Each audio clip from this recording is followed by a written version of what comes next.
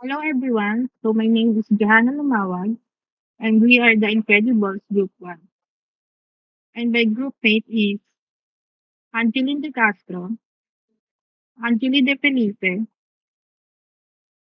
Craiglen Dumanga, and Oriel Jenny. So for today's video, we are going to show you how to display and update the CSV table using the Python. So this is our first activity, and then we will show you how to print our name. So, yun nga. Ito na yung result. So, next. So after we display the name of the students, we need to add the new name, which is Ma'am Caroline. So for the code, we have new underscore name equals single quotation Philippe Caroline, and then new underscore data equals pd.data frame, open and close parentheses, open and close brace, and then single quotation name,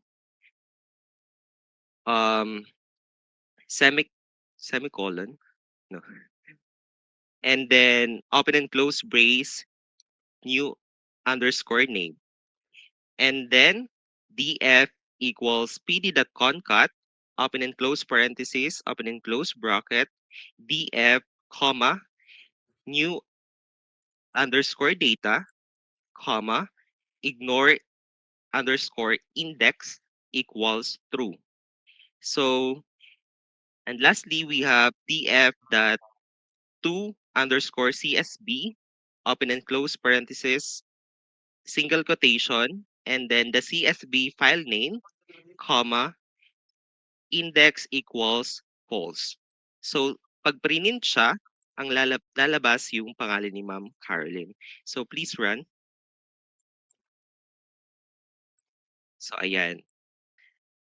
So for the line 22, makikita natin yung name ni Ma'am Caroline.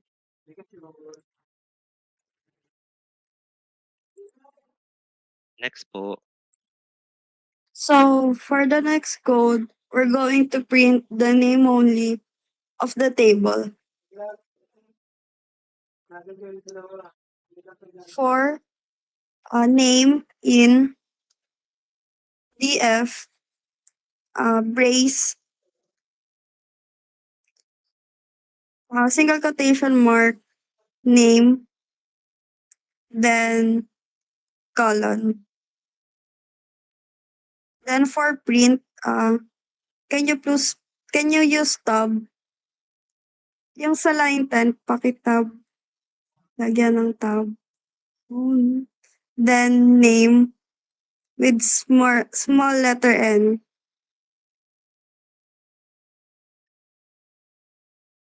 Please run. So in this code, it will only display the name in the CSV file. Next.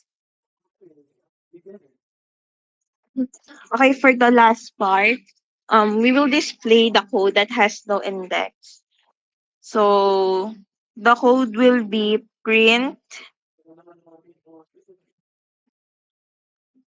okay na, print, open and close parentheses,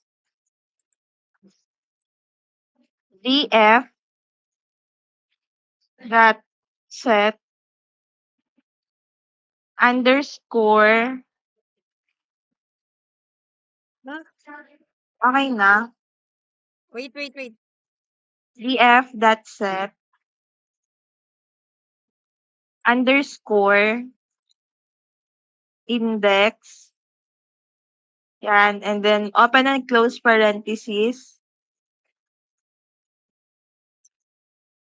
single quotation mark, and then name. Uppercase yan. Then run po.